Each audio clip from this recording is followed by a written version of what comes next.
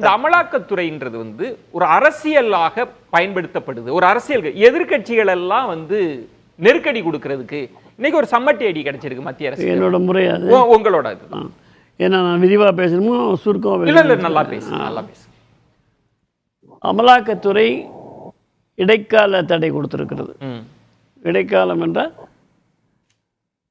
இப்பொழுதைக்கு தடை ஜூன் மாதம் வரைக்கும் தடைன்னு நினைக்கிறேன். ஜூனா ஜூலையா மீண்டும் அது விசாரிக்கப்படும் என்று சொல்லியிருக்கிறது. அப்படின்னா அந்த வழக்கு தீர்த்து வைக்கலை, அந்த வழக்கு தள்ளுபடி பண்ணல, அது இல்லைன்னு முழுமையாக சொல்லலை. அமலாக்கத்துறை அத்துமீறி இருக்கிறது, சில இடங்களில் வரம்பு மீறி இருக்கு, எல்லை மீறி இருக்கிறது அப்படின்னு சொல்கிறாங்க. இது வந்து அந்த உச்சநீதிமன்றத்தினுடைய பார்வை. அமலாக்கத்துறை வரம்பு மீறி இருக்கிறதா, இந்தந்த இடங்களில் நீங்கள் வரம்பு மீறி இருக்கு, உங்களுக்கு பதில் என்னன்னு அமலாக்கத்துறை இவங்க கேட்டிருந்தா அதில் நியாயம் இருக்கும். அவங்களா ஒரு முடிவு பண்ணி அவங்களா அதை சொல்லி ஜூலைக்கு ஒத்தி வச்சுருக்காங்க. வரம்பு மீறி இருந்தால் இந்த கேஸை அவங்க டிஸ்மிஸ் பண்ண வேண்டியதானே? இது சரியான ஒரு விசாரணை இல்லைன்ட்டு இல்லை. உங்களுக்கு விஷயம் தெரிஞ்சதுனால உங்கள்கிட்ட தான் இந்த இடைக்கால தடை விதிக்கிற போது சில முகாந்திரங்கள் இருக்குதான்னு பார்த்த பிறகுதான் தடை கொடுப்பாங்க, இல்லாட்டி தடை கொடுக்கறது இல்லை. அதை தான் இன்னைக்கு வந்து திமுக சார்ந்த வழக்கறிஞரும் சொல்றாங்க. ஒன்று. ரெண்டாவது, இதில் நம்ம அரசியலா பேசுறதுக்காக கேட்குறேன், அதிமுக ஆட்சி காலத்திலும் சேர்த்தது தானே டாஸ்மாக் ஊழல்ன்றது. ஆமாம், அதை பாஜக இது வரைக்கும் பேசுதா? ஏங்க நீங்க இதையே எடுக்கல, இதுதான் நீங்க எடுக்கணும்னு நாம சொல்ல முடியுமா? அமலாக்கத்துறை இதை எடுத்திருக்குன்னா அவங்க வரிசையா யாரை வேணாலும் எடுப்பாங்க. அவங்களுக்கு எடுக்க கூடாது. கொஞ்சம் இருங்க, நீங்க வழக்கறிஞராக இருக்கலாம். அதாவது உரிய முகாந்திரம் இல்லாமல் எங்கேயுமே போக முடியாது அமலாக்கத்துறை, அதை மட்டும் ஞாபகம் வச்சுக்கோங்க. அதனால் அவங்க மேலே ஏன் எடுக்கலைன்னா அதுக்கான பொருள்களை சேகரிச்சிட்டு இருப்பாங்க, எடுப்பாங்க, இன்னும் முழுமை பெறாமல் இருந்திருக்கும். இல்லை, நான் கேட்பது நீங்கள் சொல்வது சரி, அமலாக்கத்துறை விட்டுருவோம் அவங்க எடுக்கிறதுன்னு. இப்போ பாஜக எங்குண்டா இது அரசியலாக வருதுன்னா, பாஜக அத்தனை தலைவர்களும் நேற்று வரைக்கும் பேசுனாங்கல்ல, எதுக்காக இன்னைக்கு கூட பேசுறாங்க. ஏன் வந்து செலக்டிவா திமுக மட்டும் பேசுறாங்க? அதிமுக ஆட்சி ஊழல் அது டாஸ்மாக்ல 39 வழக்கு என்னாச்சு அப்போ இருக்கலாம். ஆனா வந்து பாஜக பொறுத்த வரைக்கும் திமுக தானே முதல் எதிரியா பாக்குறாங்க, அதைத்தான் சொல்லுவாங்க. அதிமுக சொல்ல மாட்டாங்க. அரசியல் அதுதாங்க பேச முடியும். அரசியல் எப்படி பேசுவாங்க? கூட இருக்கக்கூடிய கூட்டாளியை பேசுவாங்களா? அதுக்கு பேர் ரெட்டை வேடம். அரசு ரெட்டை வேடம் தான். எத்தனை 5 வேடம் போடக்கூடியவங்க, 9 வேடம் நவராத்திரி மாதிரி போடக்கூடியவங்கலாம் நம்ம பார்த்துட்டு இருக்கோம். ரெட்டை வேடம் தான், இது 2 வேஷம் தான்.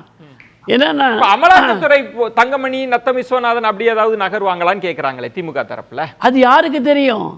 அது போகலன்றாங்க, யாருக்கும் அப்படி எதிர்கட்சியா போக மாட்டாங்கன்னு சொல்றாங்க. இப்போ 2 வருஷமா வந்து அதிமுக பாஜகவோட கூட்டணி கிடையாது. அது மட்டும் இல்லை, கடுமையாக விமர்சனமும் பண்ணாங்களா இல்லையா? ஏன் அமலாக்கத்துறை அவங்க வீட்டுக்கு போகல? ஏன் பாஜக அவங்களுக்கு அழுத்தம் கொடுக்கல? ஏன் அவங்கள மேல கூட்டணி வேணும்ட்டு கூட்டணியிலிருந்து வெளியே போயாச்சு, தேர்தலையும் சந்திச்சாச்சு, பாராளுமன்ற தேர்தலையும் சந்திச்சாச்சு. அப்படி இருக்கும்போது ஒருத்தர் வீட்டுக்கு கூட அமலாக்கத்துறை போகணும்னு பாஜக ஏன் சொல்லலை? அதனால பாஜக சொல்றதெல்லாம் வெத்து பேச்சு. நான் உங்களுக்கு ஒரே ஒரு வார்த்தை, அமலாக்கத்துறை பாஜக இயக்கலன்னு சொல்ல கேட்க முடியாதுங்க. ஏங்க அமலாக்கத்துறை தனியாக அது செயல்படக்கூடியது, அதில் அரசாங்கம் நுழைய முடியாது. அவர்களுக்கு உரிய முகாந்திரங்கள் இல்லாமல் எங்கேயுமே போக முடியாது. இப்போ இன்றைக்கு கூட திமுக வழக்கறிஞர் சொல்லுது, அது என்னங்க பாஜக ஆளுகிற மாநிலங்கள்ல எல்லாம் ஒரு இடத்துல கூட அமலாக்கத்துறை போய் சோதனை நடத்த மாட்டேங்குது அப்படின்னு கேட்குறாங்களே.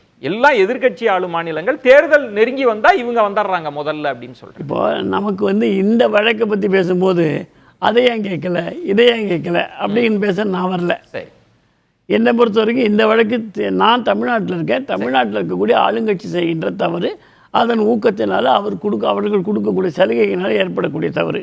இப்போ வந்து ஒரு IAS அதிகாரியை விசாரணை பண்ணாங்க. அவருக்கு இப்படி நீங்கள் செயல்படுங்கள், இதை செய்யுங்கள் என்று சொல்லக்கூடிய குறுஞ்செய்தி மெசேஜ் வந்திருக்கு. யார்கிட்ட வந்திருக்கு? இன்றைக்கு தலைமறைவாக இருக்கக்கூடிய ஒரு நபர்கிட்ட வந்திருக்கு. அதுக்கான ஆதாரம் அமலாக்கத்துறைகிட்ட இருக்குன்னு சொல்றாங்க. அமலாக்கத்துறை சொன்னது விசாரணையின் போதே சொல்றாங்களா? அப்ப ஆமா இருக்கு, விசாரணை அமலாக்கத்துறை சொல்றாங்க. இந்த மாதிரி அந்த விசாகன் அவர்களுக்கு ரத்தீஷ் அவர்கள் இப்படி செயல்படணும்னு சொல்லி கொடுக்குறாரு. இல்லை, பொதுவாக நித்யானந்தன், நீங்கள் நிறைய நாள் இப்போ இந்த விசாரணை அமைப்புகள், புலன் விசாரணை அமைப்புகள்லாம் பார்ப்பீங்க. இந்த மாதிரி ஒரு விசாரணை அமைப்புகள் விசாரிக்கிற போதே தகவல்களை கசிய விட்டுட்டே இருப்பாங்க. எல்லா தகவலும் கொடுக்க மாட்டாங்க. இந்த மாதிரி செலக்டிவா கொடுப்பாங்க. இப்ப நீங்க ஒண்ணுமே இல்லாம இடைக்கால தடை வாங்குறாங்க இல்லையா? கோர்ட் என்ன சொல்லிருக்கு?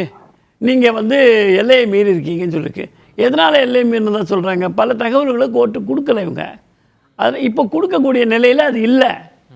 எப்பொழுது கொடுக்க வேண்டும் என்று அமலாக்கத்துறைக்கு தெரியும். கோர்ட்டை நிராகரிக்க முடியாத. ஏன் அமலாக்கத்துறை இந்த மாதிரி செய்திகளை கசிய விடுறத நோக்கம் என்ன? கசிய விடுறது அமலாக்கத்துறை இல்லைங்க. தமிழகத்தினுடைய நிதியமைச்சராக இருந்த PT பழனிவேல்ராஜன் 3000 கோடி டாஸ்மாகில் வருவது அரசாங்க கஜானாவுக்கு வரவில்லை, எங்கே செல்கிறது என்று தெரியவில்லை என்று சொன்னது நாம் நேரடியாக கேட்டிருக்கிறோம். இப்போ நேரடியாக கேட்டிருக்கோன்றீங்க. அடிக்கடி அக்னீஸ்வரன் சொல்றாங்க, நீங்க ஒரு தொலைபேசி உரையாடலை மட்டும்தான் ஆதாரமா எடுப்பீங்கன்னா திரு பொன்னையன் அவர்கள் பேசின ஒரு ஆடியோ வந்திருக்கு, எல்லாருக்கும் தெரியும். நான் நேரடியாக பேசின சொல்லிட்டு இருக்கேன், சட்டமன்றத்தில் பேசின சொல்லிட்டு இருக்கேன். அது வேற சார். நீங்க சொல்றது இப்ப 3000 கோடின்றது ரெவென்யூ இல்ல, அது வேற கான்டெக்ஸ்ட்ல இல்ல. அவர் என்ன சொன்னார்? அமலாக்கத்துறைக்கு சேர வேண்டிய அந்த பணம் அரசு கஜானாவுக்கு வரவில்லை, எங்கே சென்றது என்று தெரியவில்லை என்று இருக்காரு. அதனால தான் அவர் நிதியமைச்சர் இந்த எடுத்து போடுறது.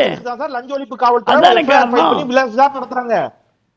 இவர் என்னமோ கேஸ்காரன் 50 ரூபா வாங்குறா, மோடிக்கு போய் சேருதுன்னு தேவையில்லாம எதையாவது பேசிக்கிட்டு. நான் என்ன கேட்கிறேன், உங்களுடைய நிதியமைச்சரே சொல்லியிருக்கிறார். அப்படி இருக்கும் போது அங்கேயே முகாந்திரம் வந்தாச்சு. அங்கேயே முகாந்திரம் லீக்கேஜ் பத்தி பேசுறார் சார். அவர் ஒரு துறை மட்டும் இல்ல சார், அவர் பல துறைகள்ல லீக்கேஜ் இருக்கு.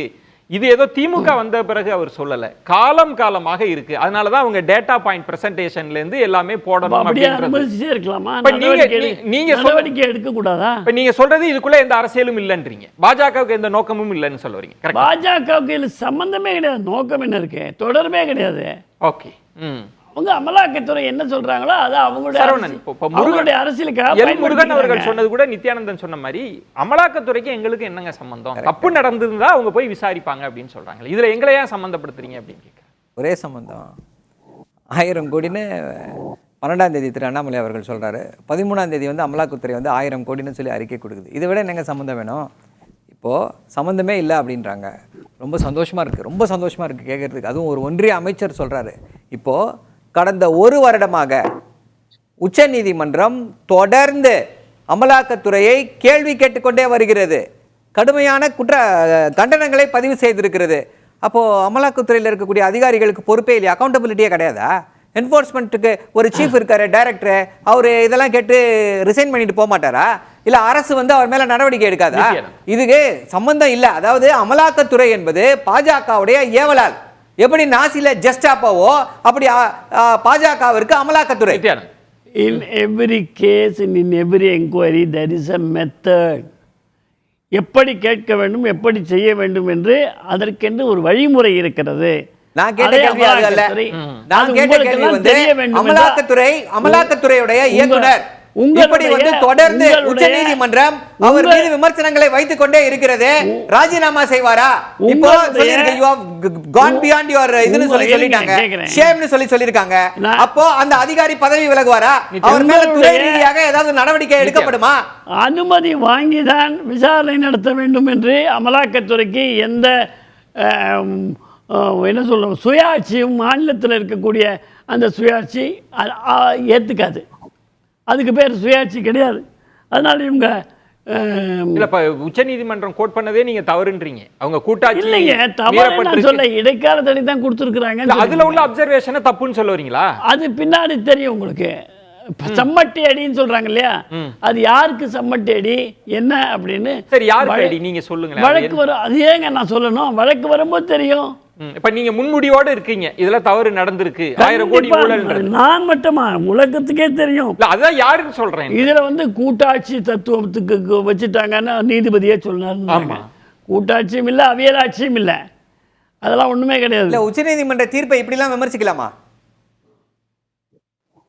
இது நியாயமா? இதெல்லாம் ஆர்எஸ்எஸ்ல இருக்கீங்கன்னா அதுக்காக உச்சநீதிமன்ற தீர்ப்பை இப்படி விமர்சிப்பீங்களா? உச்சநீதிமன்ற தீர்ப்பை நான் விமர்சிக்கிறீங்க. உச்சநீதிமன்றத்தில் இன்றைக்கு நடந்த விஷயத்திற்கான என்னுடைய பார்வையை சொல்லுகிறேன். அது பார்வை அல்ல, அது விஷம். உச்ச நீதிமன்றத்துடைய மாண்பை கெடுக்கக்கூடிய விஷயம். தீர்ப்புக்கு உள்நோக்கம் கற்பிக்க கூடாது. தீர்ப்புக்கு உள்நோக்கம் கற்பிக்க கூடாது. தீர்ப்பை விமர்சிக்கலாம், நீதிபதிக்கு உள்நோக்கம் கற்பிக்க கூடாது என்பதுதான் சட்டம். நீதிபதியை நான் உள்நோக்கம் கற்பிக்கல. அவர் வழக்கறிஞர், அவருக்கு தெரியும். நீதிபதி மேல நான் உள்நோக்கம் கற்பிக்கல. தயவு செய்து நீதிமன்ற தீர்ப்புகளை இப்படி கொச்சைப்படுத்துவது மாதிரி பேசாதீங்க. தயவு செய்து பேசாதீங்க.